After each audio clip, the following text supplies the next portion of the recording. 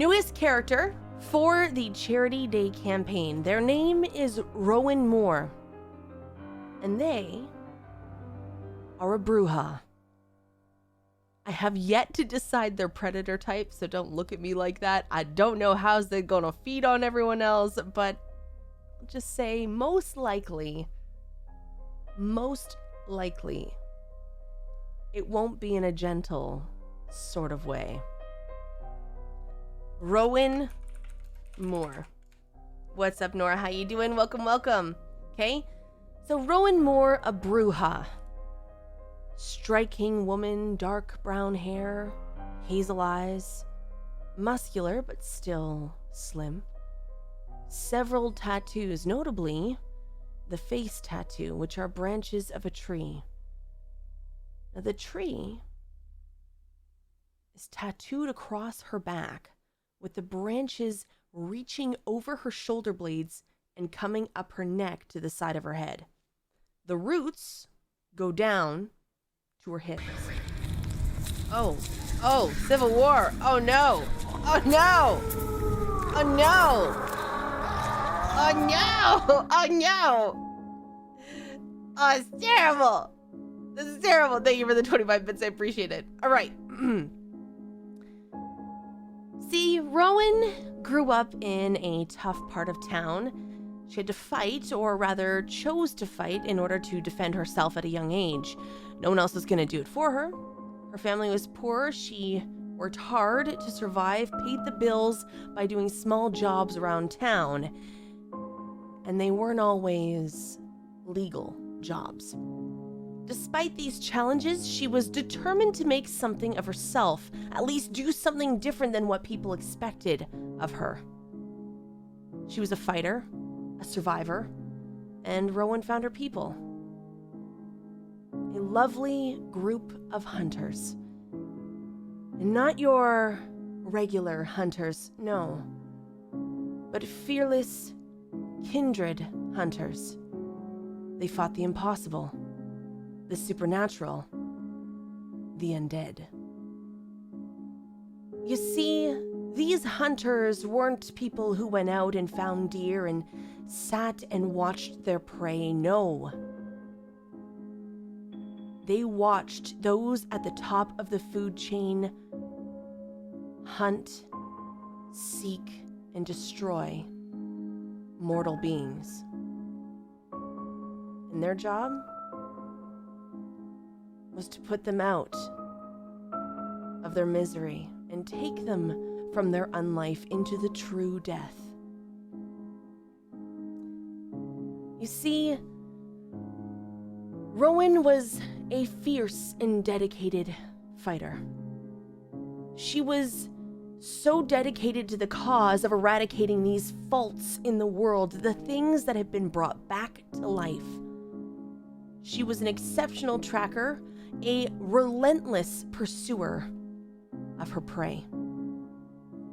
But it was during one of her nights that everything changed. During one of those hunts, Rowan and her team had been tracking a particularly elusive vampire through the dark streets of the city when they stumbled upon a very unexpected ambush.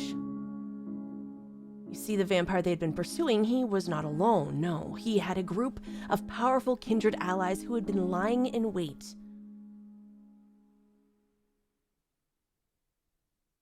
You like this? You see where this is going? Do you understand? You see where I'm going with this? You see where I'm going with this? You see where I'm going with this? Oh, so funny. Rowan and her team were outnumbered and outmatched. But through a distraction by Rowan, her team was able to escape, at least she thought so, with information on her location and what exactly had happened. All seemed lost for Rowan, and in all the chaos and confusion of the battle, Rowan was ripped apart, bitten, clawed, utterly destroyed by the kindred she had been so eagerly hunting. Left to die, bleeding out, she knew it was her end. See, lying on the verge of death, Rowan closed her eyes in acceptance. Emil knew what his clansman had done was self-defense, but he also pitied the girl. He saw her strength and determined that she would be a very valuable asset. Being as gentle as he was, he saw her suffering and he turned her. He saw her potential. He saw Rowan's potential.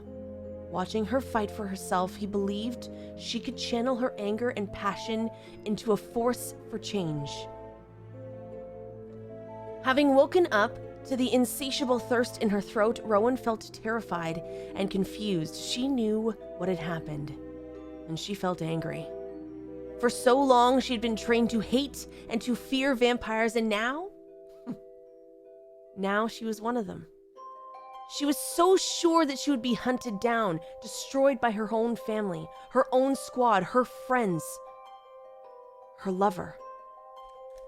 And in that moment, she felt as though she had lost everything. Did Cassian even know what happened? Did her squad even get back? Did he even go looking for her? She knew she'd probably never see him again.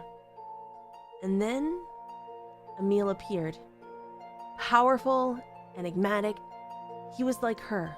Exceptional combat skills, loyal to his clan. Emil had been watching Rowan for some time, impressed by her. Seeing her in the clutches of his fellow kindred, and despite his loyalty, he hoped to have her join in.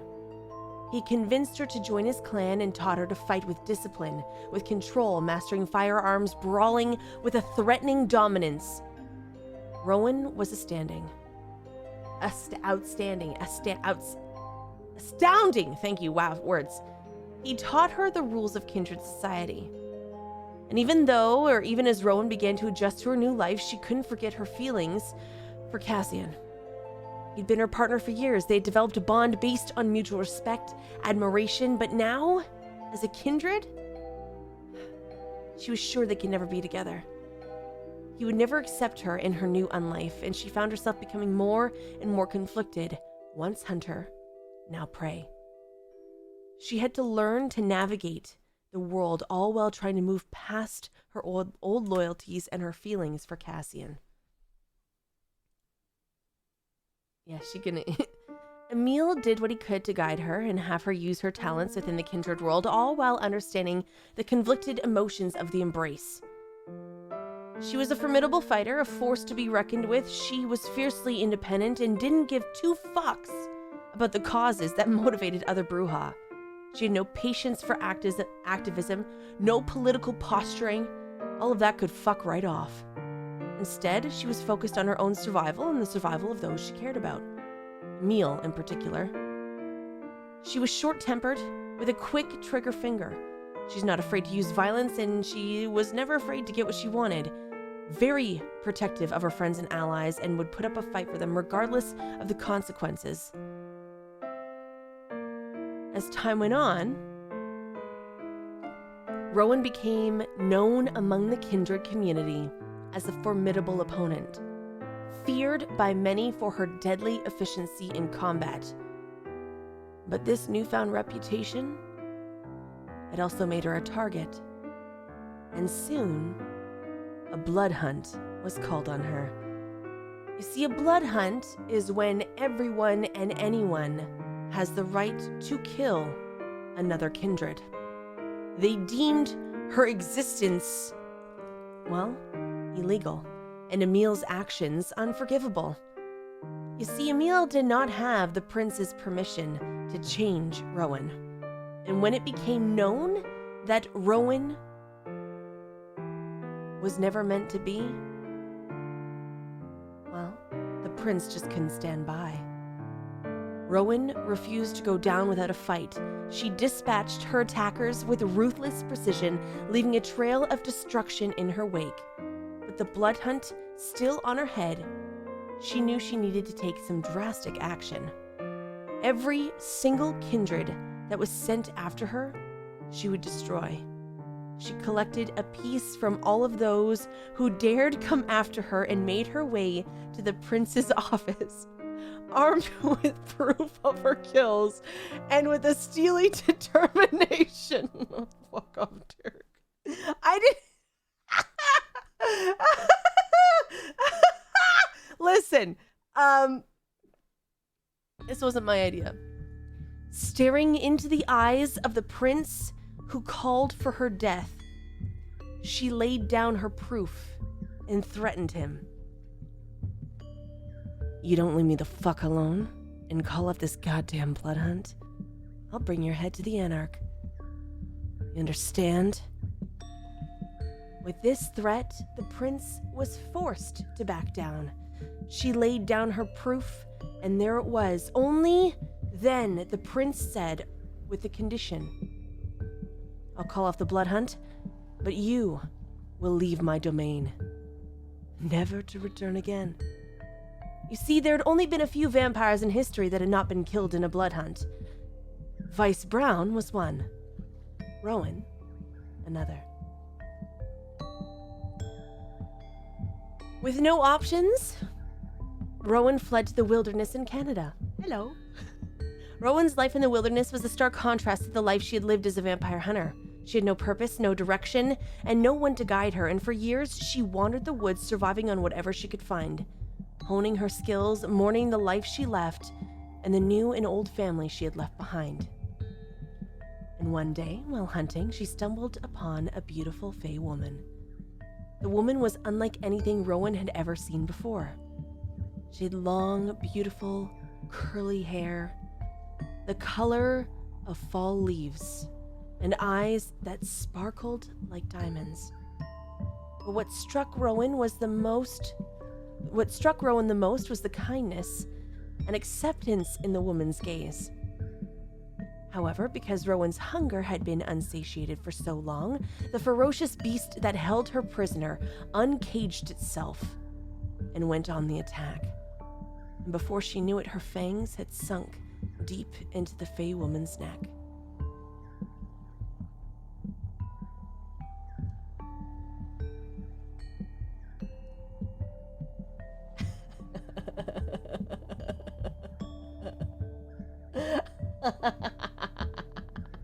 But the fey woman held Rowan close. Instead of fighting back, she caressed her and cared for her. She didn't show fear or anger towards Rowan, but instead showed her love and compassion. The beast that was Rowan gradually calmed, and as she fed, the woman stroked her hair, whispering soothing words to her.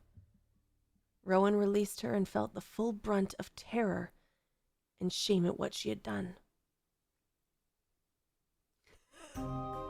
However, this fey woman had no quarrel, rather only showed understanding and acceptance. What the fuck is this music? Get out of here. Let's go. Okay.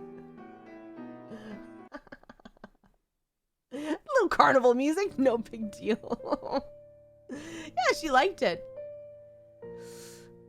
She only showed acceptance and understanding, and Rowan was taken aback by the woman's willingness to accept her and the beast that lived inside.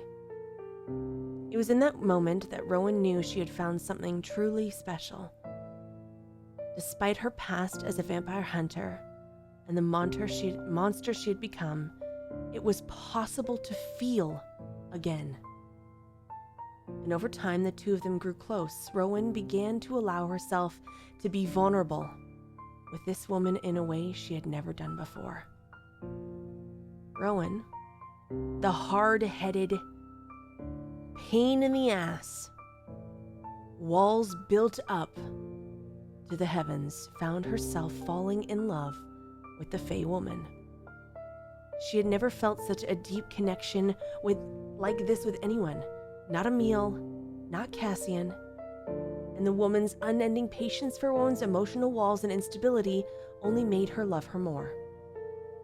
The Fey woman was willing to allow Rowan to feed from her, and the two of them developed a relationship that was as intimate as it was nourishing. They spoke of family and a future, having children, and Rowan found herself daring to dream of a life beyond the wilderness. She became more in control of her anxiety, her ferocity, more in control of the monster inside. It was truly as if the Fae's presence was a soothing reassurance and comfort. For years, they lived together in the woods, in a small cabin they had built with their own hands. And every morning, Rowan would wake up alone, but always with a different type of flower on the pillow next to her.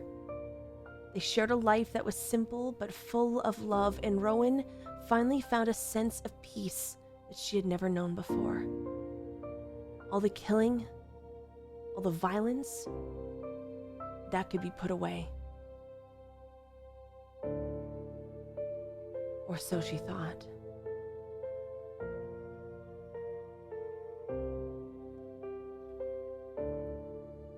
It was at that point they received a letter telling them that her sire, Emil, had passed away, and he had a will with Rowan's name in it, saying that she had to return back to the town she once left behind, to claim everything and all things Emil had left behind. Knowing that Rowan had to support the family she wanted, she wondered about returning. But was it truly Emil's death that brought her back? Or was it a trap? Find out on April 21st, 2023, here, live on Twitch, for our Vampire the Masquerade adventure and charity event. The end! That is the backstory that I wrote for this character, but yes! Yo, what's up, Cozy? How you doing? Yeah. What do you guys think? Good? Yeah, good? And in the next, I mean, she's gonna, there's some good inspiration there. It was not John Wick inspiration. To be fair, Kopik was like, I have an idea. I was like, okay, give it to me. Because I had written a whole backstory. Trust me. I had written a whole backstory. Kopik was like, okay, what if this? And I was like, okay. She's like, okay, what if this? I'm like, okay. Hey, B. Hey, what's up? And she's like, what if this? I'm like, okay. She's like, here's 5 options. What do you like? I'm like, fuck. So I was like, okay, I'm going to take this one. I'm going to take this one. I'm going to smush them together. And we're going to make something. And I was like, I want to be a vampire hunter. Yeah. And then I was like, oh yeah, vampire hunter turned vampire. Cool. Great. Yeah. Yo, Kevin, don't know what's up for 21 months. Thank you. Fantastic. I was like, vampire hunter turned vampire. Classic. Yeah. Super cool. I don't know. Do you guys like her? Do you want to see want to see what she kind of looks like? Want to see what she kind of looks like? I'm happy to share this with you guys. Hold on a second. Let me zoom in real close. This is some inspiration. Okay. Here's what she looks like. Yes, I am, B. We're just sitting here talking about TTRPGs because, you know, it's my obsession. Look at this. This is what she looks like. Wowie! She is very attractive. She is very, very, very attractive. Yes, she is. Do you want to see what the Fae woman looks like? Do you want to see what the Fae woman looks like? I'll show you. Wait a second. I show you what she look like. Okay. You want one? You want to see what her Fae lover looks like? Fantastic. Yo, hello, happy 30 months. By the way, the Fae woman, Elf was telling me this the other day, but you would never know her true name. And you would never know her true name because a Fae never reveals her name. You know, but her nickname is... No, I won't tell you. You guys can find out later. Okay. You guys can find out later. Which one do I like best? That's the hard question. Why don't Faes reveal their name? Very good question. Okay, so hold on. Where is she? This is how I imagine the Fae woman. Complete opposite. And never tell a Fae your name either. Look at, he's so cute. their true name, you can ask a favor, they have to do it. I mean, the thing is like Rowan would never ask, but they do know. Give someone your true name, they can call upon you anytime. Don't do it. Don't do it. I don't know if anyone actually listened to the Vampire the Masquerade session where like I was playing on the trope of don't tell a fae your name. Disney Princess Vibes. Somebody else said that too, actually. I think they're really pretty. I think they're super pretty. Tangled. I was told there's a classified mission, Yo Rusian. We're just talking about D&D. Here's my backstory, guys. It's very long, and this is my inspiration for Rowan, by the way. Just Amber. Ruby Rose all day, every day. Stunningly adorable. Yeah. Yeah, absolutely. Look at this. Huh? You see this? You see this? Inspiration. Yeah, I had a dream. Okay, I had a dream and I was thinking of characters and I was like, I want to be a Bruja. And then I was like imagining how they look in my head. And then when I looked at inspiration for how they looked in my head, I was like, oh, it's fucking Ruby Rose. What the fuck? It's fucking Ruby Rose. I know. I have a slight issue. I have a slight issue. This is how I imagine their outfit, you know? Going back to where they were, this is how I imagine their outfit. I fucking love the way this... Actually, to be fair, what I had imagined was like K-pop idol. Like male K-pop idol with the pointed shoes and like the you know, turtleneck top, you know? In this outfit. Shut the fuck up, Derek. I was dreaming about it, okay? I was dreaming about it. This is how I see this outfit. This is how I see them. Like, not just the outfit that they're wearing now, but like other stuff too. You know what I mean? Yeah. I imagine this is how I see them. Anyways, this is how I type out all my characters, for those of you who don't know. I like write them in a document. I put them in a place, but yeah, they got a tree on their back and they're very beautiful. And then you've got, yeah. Looks like the girl that tried to kill John Wick. No. No. Well, I mean, yes. It is good.